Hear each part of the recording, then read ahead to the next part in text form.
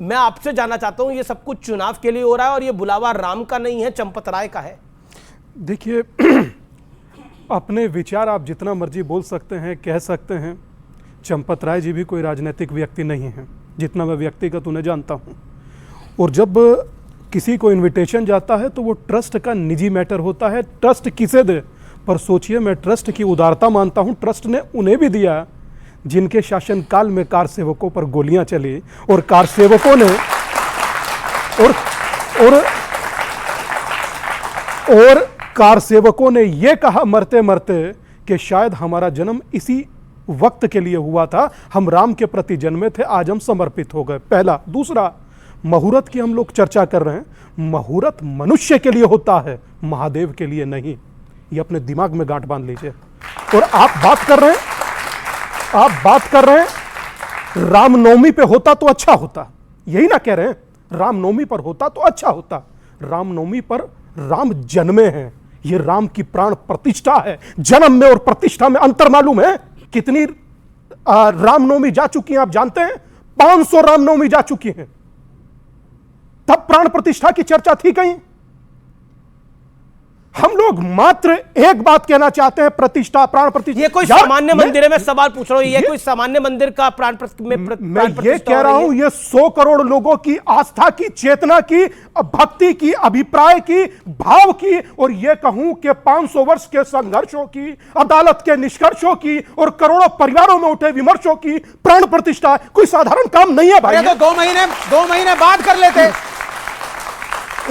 एक बात 2 महीने बाद कर लेते। 10 सेकंड। अब एक आप नहीं, मंदिर बन जाता तब कर लेते ना। नहीं, मेरे को इसके बाद मुझे संजीव झा और मिश्रा जी के पास भी आना पड़ेगा। एक बात कह रहा हूं, बड़े सह सम्मान जी, मैं बिल्कुल विवेक भाई के स्तर पर नहीं उतरना चाहता। बस मैं इतनी सी बात कहना चाहता हूं, क्या जितना हम लोगों को टोका जाता है, जितना सनातन को उन्मूलन की बात की जाती है, इस भगवा पर प्रश्न चिन्ह उठाया जाता है, भाई साहब यही प्रश्न चिन्ह उठाने की हैसियत, औकात आपकी किसी दूसरे पर है?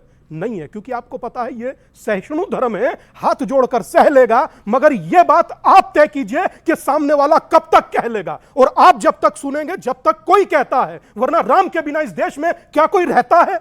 कोई नहीं। जी। एक लाइन बोली स्वामी जी ने, बोला कि राम के बिना इस देश में कोई रहता है। क्या आपको लगता है कि माना कि प्रधानमंत्री प्राण प्रतिष्ठा करने के लिए जा रहे हैं, लेकिन अगर विपक्ष चला जाएगा तो क्या किसी का घट बढ़ जाएगा? क्या आपको लगता नहीं है कि न्योता तो सबको मिला, अगर चाहना है तो चले जाते, इसमें हर्ज क्या था? अब मेरा सवाल ये है, अब कई बार हमने देखा है कोई रोजे नहीं रखते लोग, लेकिन उसके बाद भी वो इफ्तारी कर लेते हैं। मुझे ये लगता है कि देखिए, जब हम प्रभु श्री राम की बात करते हैं तो हम उनके रामराज की परिकल्पना कर ले कि प्रभु श्री राम ने किस तरह की रामराज की परिकल्पना की थी, जहां किसी तरह का कोई द्वेष का भाव ना हो, किसी तरह का संकट किसी पे ना आए, कोई विप्र ना हो। तो मुझे लगता है सत्ता में जो लोग बैठे हैं उनकी जिम्मेदारी ये है कि प्रभु श्री राम ने जिस रामराज की परिकल्पना की थी, उनके उस रामराज की परिकल्पना पर हम काम करें। लेकिन चौथी बात मुझे लगता है जो प्रेम शुक्ला जी कह गए, और मुझे लगता है अनर्थ कर गए। इन्होंने कहा कि भूत पिशाच निकट नहीं आवे, हनुमान जब नाम सुनावे, महावीर जब नाम सुनावे। मेरा एक बात बताइए, इन्होंने हालांकि बिल्कुल ठीक कहा कि आदि गुरु शंकराचार्य ने जिस मठ की स्थापना की थी और सनातन धर्म के प्रचार प्रसार की जिम्मेदारी भी शंकराचार्य जी के पास है, तो अगर मान लीजिए 2 ही शंकराचार्य नहीं आ रहे हैं तो क्या वो भूत पिशाच है? क्या सनातन धर्म की महिमा को आप समझ रहे, क्या कह रहे हैं आप? एक प्रेम शुक्ला जवाब दें।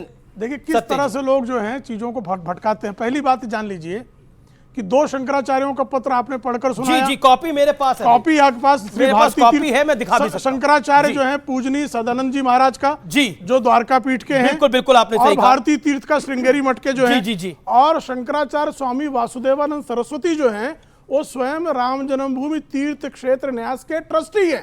तो 3 शंकराचार्य सीधे हो गए यहाँ। तो 3 शंकराचार्यों के बारे में मैं कह रहा हूं, क्या ये नहीं कह रहा हूं? और मैं स्वामी अविमुक्तेश्वरानंद के बारे में भी नहीं कह सकता है, वो भी हमारे लिए पूजनीय है।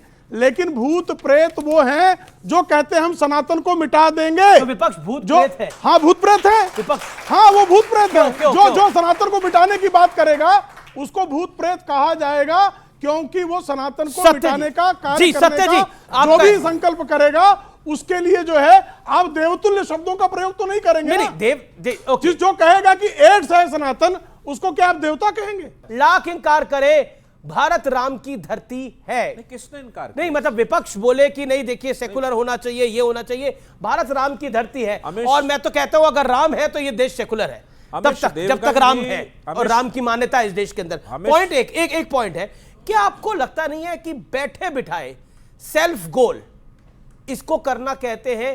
हो सकता है कि कुछ विपक्ष के दल, जो मेरी जानकारी है उसमें शिवसेना उद्धव ठाकरे हैं, जनता दल यूनाइटेड हो सकता है, वो इस कार्यक्रम से दूरी ना बनाए, लेकिन विपक्ष के कई दलों ने एक मौका दे दिया है। अमीश देवगन जी, मैं शुरुआत वहां करूंगा जो आपने कहा राम सबके हैं। विपक्ष ने कब भारत के प्रधानमंत्री स्वर्गीय श्री राजीव गांधी के प्रयासों से वहां का ताला खुला था? झूठ है नहीं, ये झूठ नहीं है, ये झूठ नहीं झूठ है, ये आपके झूठ बीच में नहीं वो नहीं बोले, ये झूठ नहीं है। आप प्रमाण दीजिएगा पहले, इनके पास एक बड़का मिनट है। झूठा पार्टी से मैं यही उम्मीद करता था। नहीं, जनता दल मुस्लिम से मैं यही उम्मीद करूंगा। बड़का झट्टा पार्टी से मैं यही उम्मीद करता हूं। बीच में प्रेम शुक्ला अब मैं क्या है ना, अब मैं उनके पास एक मिनट, क्या दिक्कत है बताऊं अमीश जी, जब आपकी बात। आधी अधूरी हनुमान चालीसा पढ़ने का प्रमाण यही होता है। नहीं, पूरी हनुमान चालीसा सुना देता हूं अभी। उसमें पहला ही दोहे में है, बल बुद्धि विद्या देहि मोहि हरहु कलेश विकार। न इनका कलेश दूर हुआ ना विकार दूर हुआ, ये भूत पिशाच के चक्कर में पड़ गए। प्रभु श्री राम वो महान अवतार हैं, कहते रावण से जाकर ज्ञान लो। मैं मानता हूं इस बात को कि राम को राजनीति में के पेंच में, उसकी डिबिया में उसकी ब्रांडिंग करने का काम बड़के झुट्टे पार्टी ने किया इस देश में, और ये प्राण प्रतिष्ठा बहुत स्वागत है, भव्य स्वागत है। भगवान का प्राण प्रतिष्ठा ये करने का दावा पेश कर रहे हैं। मैं तो इसी बात पे बहुत ये हूं, आश्चर्यचकित हूं। अरे हमारे को जिसने प्राण दिया, हम जिसके सृष्टि से चलते, जिसके ऊर्जा से चलते, उसकी प्राण प्रतिष्ठा करने का ये जो अहंकारवश निमंत्रण है चंपत राय का, उससे लेकर किसी पार्टी को यदि थोड़ी और सुविधा है, उसको ये नहीं कह सकते कि राम का बुलावा है तो राम का विरोध है। राम का विरोध इस धरती पे नहीं है। इस धरती पर राम पर खून बहाने वालों का, नफरत फैलाने वालों का, आग लगाने वालों का विरोध है। बचपन में भी तो सुने होंगे, देखो ए दीवानों ऐसा काम न करो, राम का नाम बदनाम न करो। क्या आप समझिए, इतनी सी बात जिस पार्टी के प्रवक्ता और जिसको नेता को समझ में नहीं आई, तो ये झुनझुना बजाते रहे, राम की राजनीति करते रहे।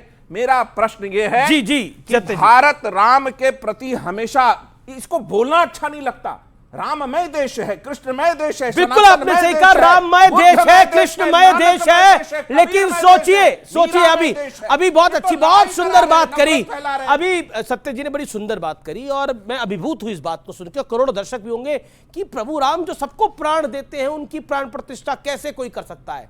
लेकिन उसी प्रभु राम को कोर्ट में खड़ा होना पड़ा, 50 साल तक इंतजार करना पड़ा, 550 साल की तपस्या करनी पड़ी, 550 साल प्रभु राम को उनका महल नहीं मिला। जो महल प्रभु राम का हक था, भगवान राम तिरपाल में थे, और इस देश की कई सरकारें आती गई और जाती गई। यही हुआ, तिरपाल में थे प्रभु राम, लेकिन उस तिरपाल से निकल के 550 साल बाद राजा राम अपने घर आ रहे हैं। इसलिए ये दिव्य और भव्य है। और आपने सही कहा कि जो सबको प्राण प्रतिष्ठा देते हैं, उनकी प्राण प्रतिष्ठा कौन कर सकता है? लेकिन उनको प्राण और प्रतिष्ठा का ये हक भी कोर्ट के ऑर्डर के बाद मिला है, वो भी हिंदुस्तान के अंदर। सोचिए कितनी बड़ी बात है। स्वामी दीपांकर, एक बार जब किसी को कहते हैं ना कि राम, तो संबोधन हो जाता है, और 2 बार कहिए राम राम तो अभिवादन हो जाता है, 3 बार कहिए राम राम तो वेदना हो जाता है, राम राम राम, और 4 बार कहिए तो संकीर्तन हो जाता है, और जीवन पर्यंत कहिए तो मोक्ष हो जाता है। उस मोक्ष से 100 करोड़ लोगों को 500 साल तक दूर रखा। आज हम प्राण प्रतिष्ठा पर प्रश्न चिन्ह लगा रहे हैं। क्या चंपत राय जी या इस देश में किसी एक सिंगल व्यक्ति की हैसियत है कि राम का निमंत्रण दे? जिसके पास आया वो सौभाग्यशाली है, था और रहेगा। आप जाएं, आप जाएं, आप ना जाएं वो आपकी इच्छा, आप जाएं ना जाएं वो आपकी इच्छा, मगर राम के विषय में एक शब्द भी बोला जाए तो वो मर्यादित हो, अमर्यादित बिल्कुल ना हो। ये आपने सही बात बोली। मैं मर्यादित उसी राम को आचार्य दीपांकर रोज राजनीति में घसीटते हैं। मैं कौन सी राजनीति कर आप रहा हूं? सुनिए, बताओ आप सही। सुनिए सुनिए जरा, मैं बोलने कौन सी दीजिए। पार्टी से हूं विवेक भाई? नहीं, पार्टी की बात नहीं, आपने मैं कौन सी राजनीति कर रहा हूं? मैं नहीं, आप बताइए, आप रोज मैं बोल देता हूं, बता देता हूं।